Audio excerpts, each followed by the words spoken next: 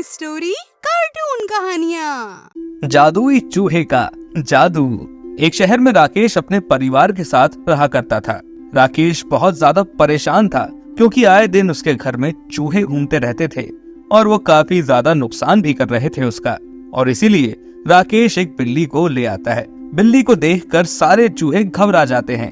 अब आया ना मजा, जब मैं भाग रहा था तब तो भाग नहीं रहे थे, बिल्ली को देखकर भाग गए ना। पता है ना, बिल्ली इन सब की मौसी है, मौसी। और ये कहकर राकेश बहुत खुश हो जाता है।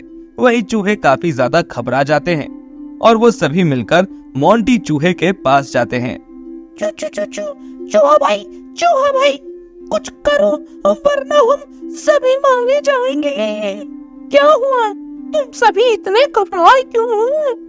अरे हम जहाँ रहते हैं वहाँ पर हमारा मालिक बिल्ली को ले आया है और वो हमें उसके घर में टिकने ही नहीं देती है। अरे बस इतनी सी बात है, तुम लोग परेशान मत हो, मैं उस बिल्ली को अच्छा सबक सिखाऊंगा। और ये कहकर मोंटी चूहा उस घर में जाता है। जब बिल्ली की नजर मोंटी चूहे पर पड़ती है तो वो उस पर छलांग मारकर टूट पड़ती है, पर कोई फायदा नहीं होता। मोंटी चूहा इधर उधर भागने लगता है, जिससे उल्टा बिल्ली ही कई सारा सामान गिरा देती है, जिससे राकेश को काफी गुस्सा आ जाता है।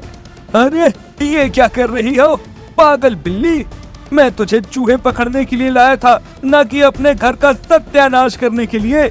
तूने तो मेरे घर का सारा सामान ही तोड़ दिया। तभी उसकी नजर मोंटी चूहे पर पड़ जाती है और वो समझ जाता है कि बिल्ली ये सब इस चूहे को पकड़ने के लिए कर रही थी और वो वहाँ से चला जाता है। वहीं पूरे दिन बिल्ली काफी कोशिश करती है पर मोंटी चूहे को पकड़ नहीं पाती है।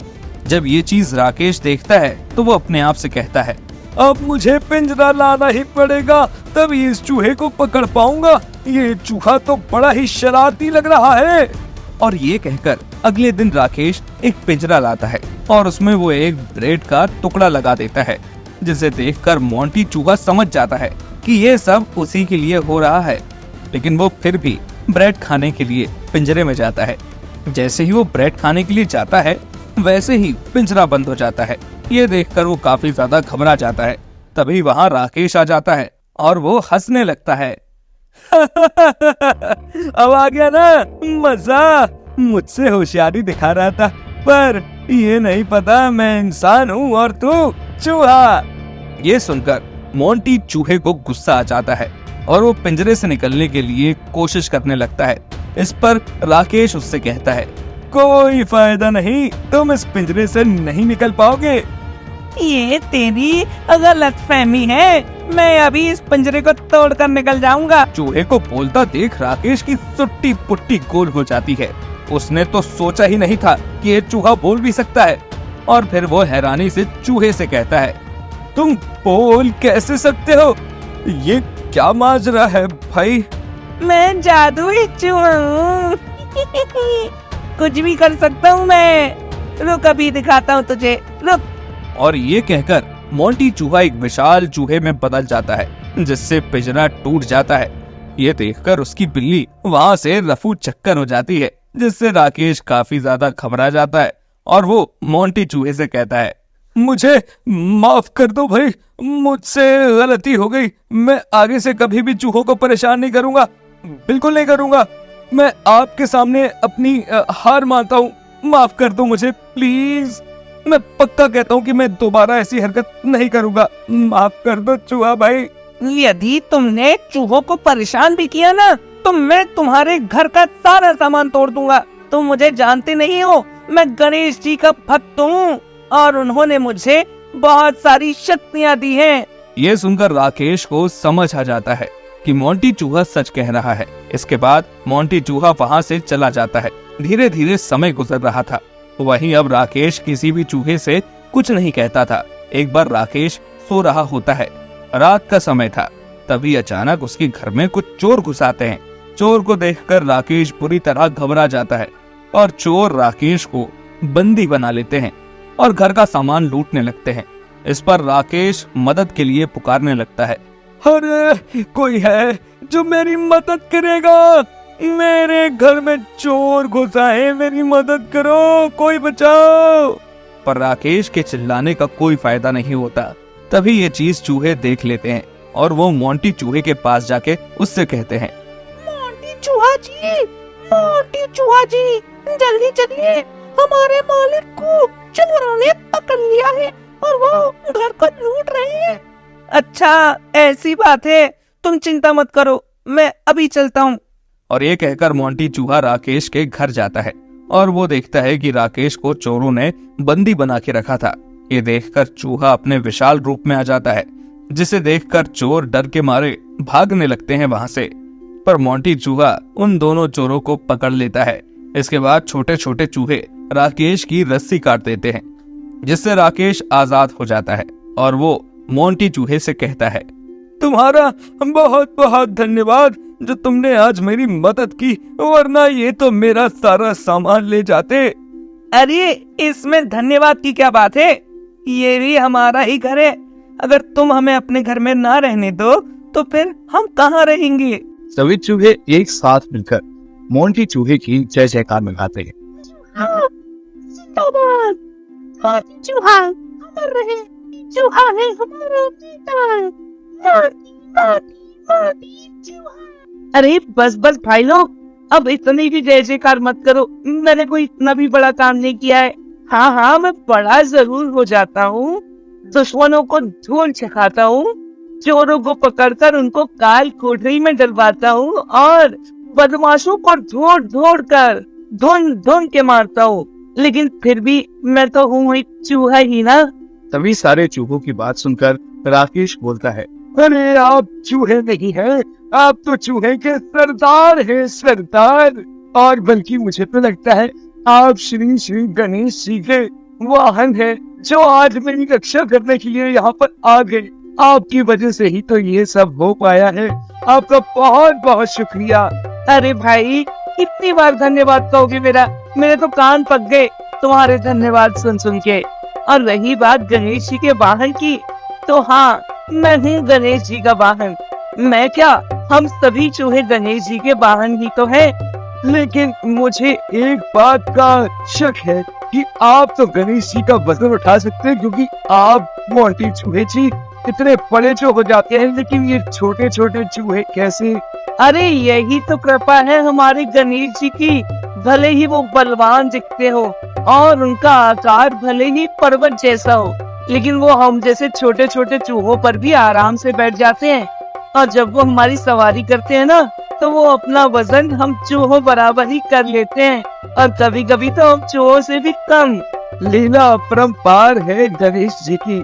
हाँ वही तो सारे चूहे मिलकर मेरे जय जयकार मत करो, हमें तो गणेश जी के जय जयकार करनी चाहिए, क्यों चूहे दोस्तों। तभी सारे चूहे हामी भरते हुए एक साथ सर हिलाते हैं और फिर सभी मिलकर गणेश जी के जय जयकार लगाते हैं। बोलो गणपति बप्पा।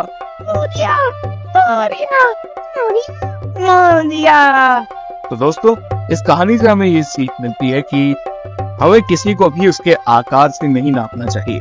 हम नहीं जानते कि वो क्या क्या आश्चर्यजनक चीजें कर सकता है। एक चूहा भी पहलवान हो सकता है और वो दुश्मनों को रोज होकर मार भी सकता है। तो याद रखिएगा, कभी भी अपने आप को कमजोर मत समझिएगा। चलिए अभी चलते हैं, लेकिन मिलेंगे जरूर हम अगली कहानी में।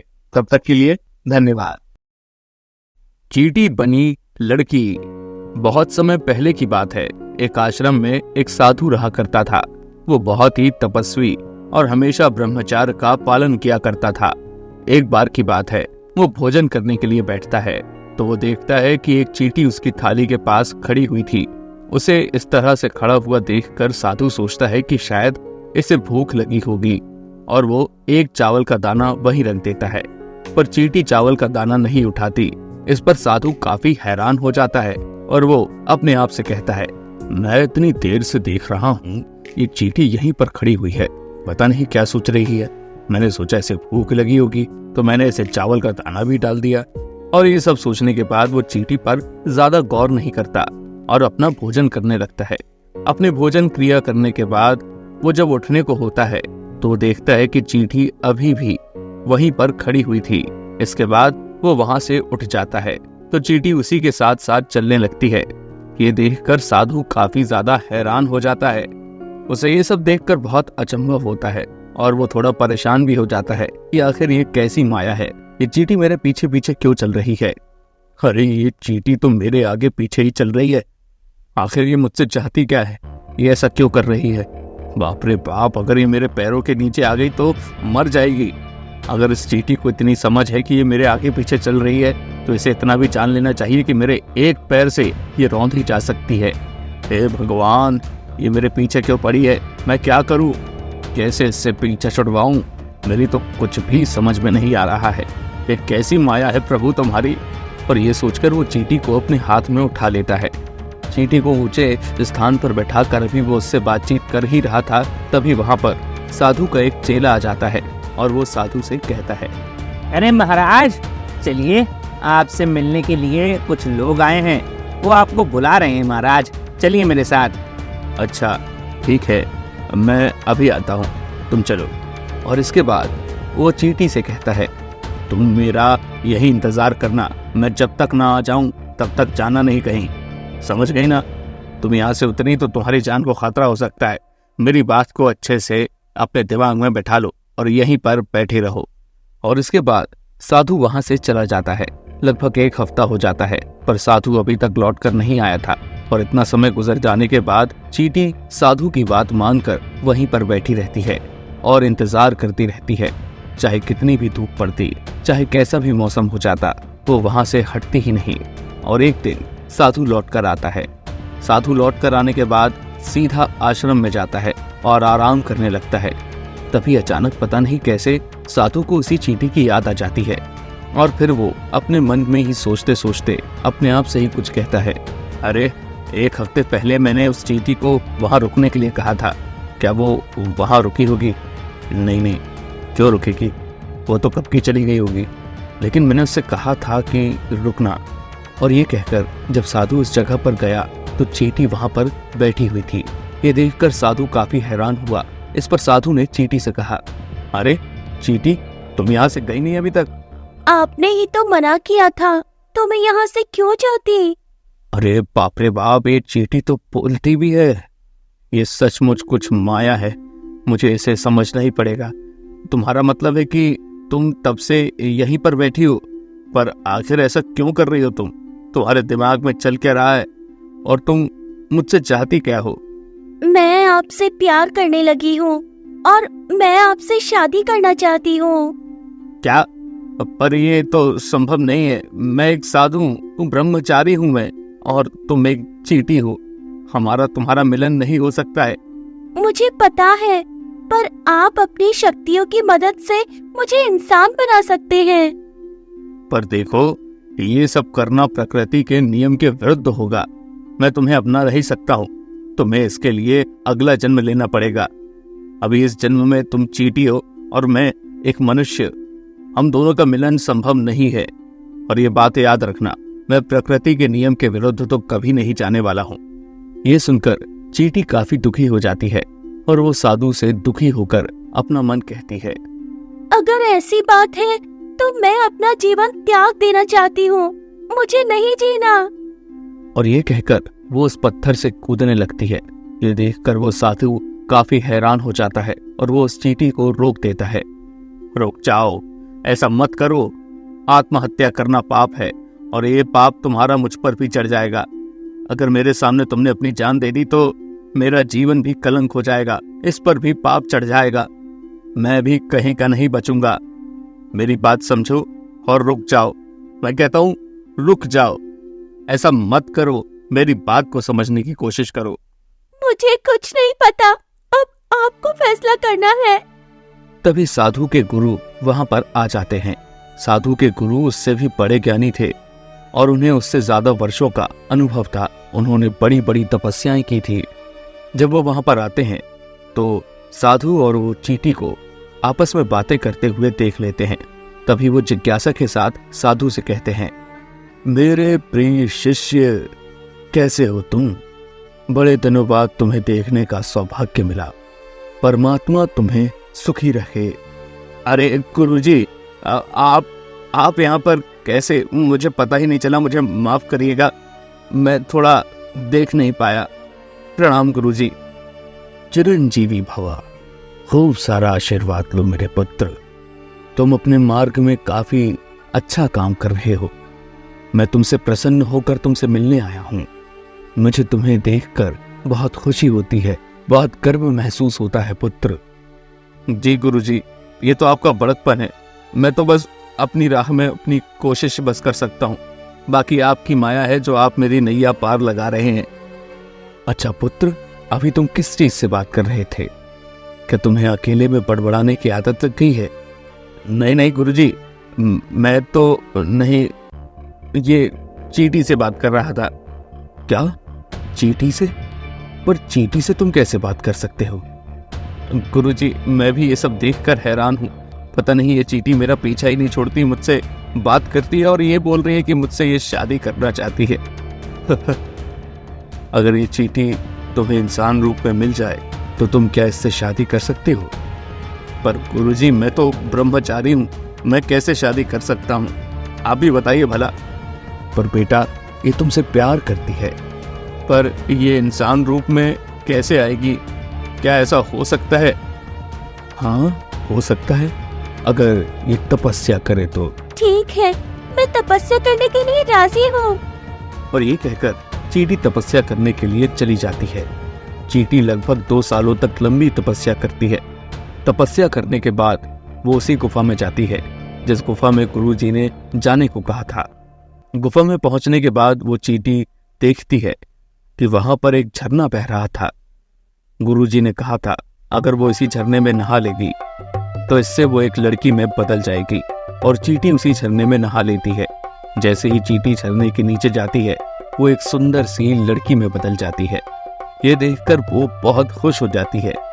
अरे वाह, अब मैं तो लड़की में बदल गई। इसका मतलब अब मैं उस साधु से शादी कर पाऊंगी। और ये कहकर वो बहुत खुश होती है और आश्रम में चली जाती है। जब साधु उस लड़की को देखता है तो वो काफी हैरान हो जाता है। इस पर वो लड़की उससे कहती है, आपने मुझे पहचाना नहीं? मैं वही चींटी हूँ जो आपसे प्यार करती थी। क्या? पर तुम तो सुंदर स्त्री में बदल चुकी हो। हाँ, ये सब मेरी तपस्या और गुरुजी के आशीर्वाद से हुआ है। उन्होंने जिस झरने के बारे में बताया था, मैं वहीं गई थी। ये सुनकर साधु बहुत ज्यादा खुश होता है और इसके बाद वो साधु उस चींटी लड़की से शादी कर लेता है और अब वो लोग आराम से अपना जीवन गुजार रहे थे। वहीं अब वो लड़की काफी खुश थी क्योंकि उसे चींटी के शरीर से छुटकारा मिल गया था। जादुई मोमोज। एक शहर में लक्ष्मी मोमोज बेचा करती थी। वो शहर पैसा कमाने के लिए आई हुई थी क्योंकि उसके पति को दिल की बीमारी थी, जिस वजह से उसे ही सब कुछ देखना पड़ता था।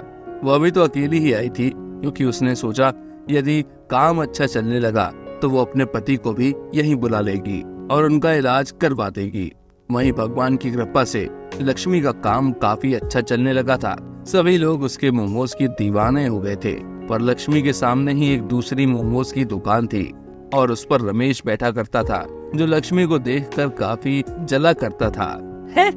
जब से उसने मेरी दुकान के सामने अपना ठेला लगाया है, तब से मेरी मोमोज की दुकान ठप ही हो गई है। कोई भी मेरे मोमोज को खाने नहीं आता है। मुझे कुछ ना कुछ तो करना ही पड़ेगा। वहीं दूसरी तरफ लक्ष्मी बहुत ही खुश थी क्योंकि उसका ठेला काफी अच्छा चलने लगा था। भले ही उसने अपने ठेले को ही दुकान बना लिया हो, सभी उसके मोमोज रोजाना खाने के लिए आया करते थे। अरे लक्ष्मी बहन, तुम्हारे मोमोज तो बड़े ही स्वादिष्ट है। ऐसे मोमोज मैंने कभी नहीं खाए। अरे भैया, ये सब तो हाथों का कमाल है। मैं गांव की हूँ तो मुझे मसालों का अच्छा ज्ञान है, इसी वजह से। ये तो तुम बिल्कुल ठीक कह रही हो। तुम्हारे मोमोज भी बहुत ही स्वादिष्ट होते हैं। मैं तो रोजाना तुम्हारे मोमोज ही खाता हूँ। ये सुनकर लक्ष्मी बहुत ही खुश होती है।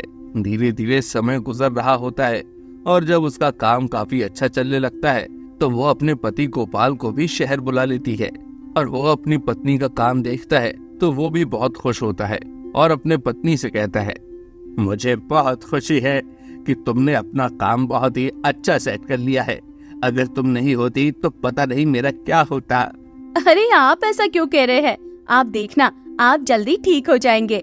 मैंने आपके इलाज के लिए पैसे इकट्ठे कर लिए हैं। पर मैं कितना बदनसीब हूँ कि मैं तुम्हारे लिए कुछ भी नहीं कर पा रहा हूँ। उल्टा तुम ही मेरी कितनी देखभाल कर रही हो। आप ऐसा क्यों कह रहे हैं? मैं आपकी पत्नी हूँ तो ये मेरा फर्ज ही है। आप इन सब बातों को मत सोचिए और खुश रहिए। चलिए, मैंने आपके लिए मोमोज बनाए हैं, जरा खाकर बताइए कैसे बने हैं। जब गोपाल ने मोमोज खाए तो वो बहुत ही हैरान हुआ, क्योंकि उसने इतने स्वादिष्ट मोमोज कभी भी नहीं खाए थे।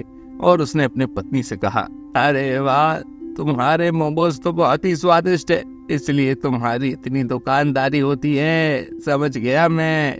ये सुनकर लक्ष्मी बहुत खुश हुई। इस सच में उसके मोमोज बहुत ही अच्छे हैं।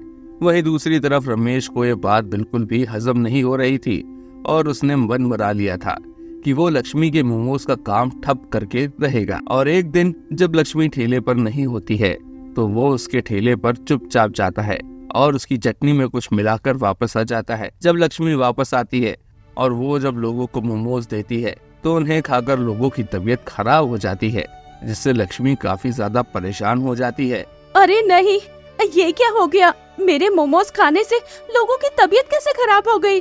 मैंने तो इसमें कोई गलत चीज भी नहीं डाली। और अगले दिन से लक्ष्मी के मोमोज बिकना बहुत कम ही हो जाते हैं। अरे भैया, आओ ना, अब मोमोज क्यों नहीं खा रहे हो आप? नहीं नहीं नहीं, मुझे नहीं खाना है। कल खाकर मेरे पेट में पूरे दिन दर्द हुआ। पता नहीं तुमने क्या मिला दिया। अरे भैया, मैंने तो कुछ नहीं मिलाया था। जैसे मैं बनाती हूँ वैसे ही बनाए थे। अब पता नहीं क्या हो गया। अरे नहीं नहीं नहीं, हमें अपनी तबीयत खराब नहीं करनी है। अब हम तुम्हारे मोमोज नहीं खाएंगे। ये सुनकर लक्ष्मी बहुत दुखी होती है और उसका काम पूरी तरह ठप हो जाता है। ये देखकर रमेश मन ही मन खुश होता है, क्योंकि अब सभी उसी की दुकान पर मोमोज खाने के लिए आने लगे थे। ये देखकर लक्ष्मी बहुत दुखी होती है, क्योंकि उसे अभी भी पैसों की जरूरत थी। अभी उसके पास इलाज के लिए पूरे पैसे नहीं हो पाए थे। एक दिन लक्ष्मी उदास होकर अपने घर पर बैठी हुई होती है। तभी वहाँ पर एक जादूगर आता है और वो लक्ष्मी को उदास देखकर उससे कहता है, क्या हुआ, तुम इतनी उदास क्यों लग रही हो? क्या बताऊं, मेरे तो दिन ही खराब चल रहे हैं।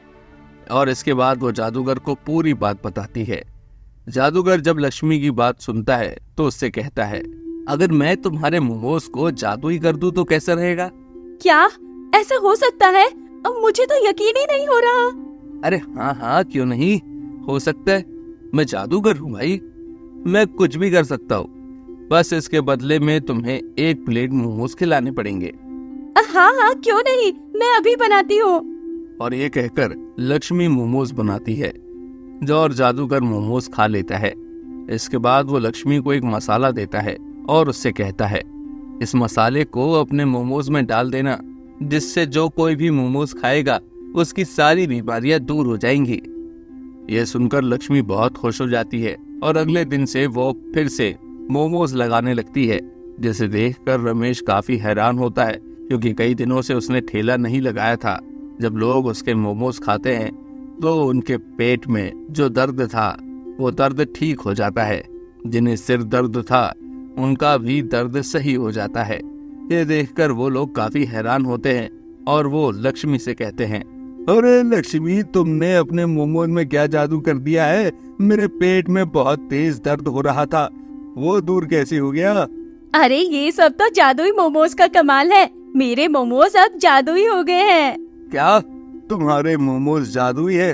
तो फिर मुझे 4-5 प्लेट दे दो यार। मैं अपने घर वालों को भी यही खिला दूंगा, जिससे उनकी सारी बीमारी दूर हो जाए। ये सुनकर लक्ष्मी बहुत खुश होती है और वो उस आदमी को मोमोज दे देती है। अब तो सभी उसी की दुकान पर मोमोज खाने के लिए आने लगते हैं, जिसे देखकर रमेश बहुत गुस्से में आ जाता है। नहीं, ये नहीं हो सकता। मेरी दुकान इस तरह बंद नहीं हो सकती है। आखिर इसने अपने मोमोज को जादुई कैसे कर लिया? मुझे पता लगाना ही होगा। और ये कहकर वो उसी जादूगर के पास जाता है और उससे कहता है, आपने जो मसाला लक्ष्मी को दिया है ना, वही मुझे दीजिए, क्योंकि मैं नहीं चाहता हूँ कि उसकी बिक्री मुझसे ज्यादा हो। पर तुम ये क्यों नहीं चाहते? वो तो अपना काम आराम से कर रही है, तुम भी अपना काम आराम से करो। मैं तुम्हें भी मसाला दूंगा, तुम्हारे भी मोमोज खूब बिकेंगे। नहीं, मुझे तुम ऐसा मसाला दो जिससे लक्ष्मी के सारे ग्राहक मेरी दुकान पर आने लगे। मैं सबसे अमीर होना चाहता हूँ। ये सुनकर जादूगर समझ जाता है कि रमेश के मन में लालच है और वो रमेश को एक मसाला पकड़ा देता है और उससे कहता है, जाओ, तुम्हारा काम हो जाएगा। यह सुनकर रमेश बहुत खुश होता है और इसके बाद रमेश अपनी दुकान पर आता है और वो अपने मोमोज में वो मसाला मिलाकर बेचना शुरू कर देता है। जो भी उसके मोमोज खाता है उनका पेट खराब हो जाता है और वो उसकी दुकान को छोड़कर भाग जाते हैं और लक्ष्मी की दुकान पर आ जाते हैं। ये देखकर रमेश बहुत ही दुखी होता है और लोग भी उसकी दुकान बंद करवा देते हैं, क्योंकि लोग नहीं चाहते थे कि किसी की भी तबीयत खराब हो, जिस वजह से रमेश को दुकान बंद करके वहाँ से जाना पड़ता है। वहीं जब लक्ष्मी लोगों से इस बारे में पूछती है तो एक आदमी कहता है, अरे उसने अपने मोमोज में पता नहीं क्या मिलाना शुरू कर दिया था जिससे हम सभी का पेट खराब हो गया था। वो तो अच्छा था, हमारे जादुई मोमोज है जिससे हमारा पेट फिर से सही हो गया, इसलिए हमने उसकी दुकान बंद ही करा दी। यह सुनकर पहले तो लक्ष्मी को थोड़ा बुरा लगता है, पर फिर बाद में वो काफी ज्यादा खुश हो जाती है, क्योंकि उसका ठेला काफी अच्छा चल रहा था और उसने कुछ ही दिनों में अपने पति के इलाज के लिए पैसे भी जमा कर लिए थे और उसका इलाज भी करवा लिया था। और अब वो और उसका पति मिलकर मोमोज का ठेला चलाते थे और उनके जादुई मोमोज पूरे शहर में फेमस हो गए थे। तो हमें इस कहानी से ये सीख मिलती है कि हमें कभी भी किसी का बुरा नहीं करना चाहिए, क्योंकि जो दूसरों का बुरा चाहता है उसके साथ भी ऊपर वाला बुरा ही करता है। तो दोस्तों, कैसी लगी आपको हमारी कहानी? अगर पसंद आई हो तो लाइक, शेयर और सब्सक्राइब करना ना भूलें और ऐसी ही दिलचस्प कहानियों के लिए बने रहें हमारे चैनल पर। और हाँ, नीचे कमेंट में अपनी पसंद के बारे में जरूर बताएं।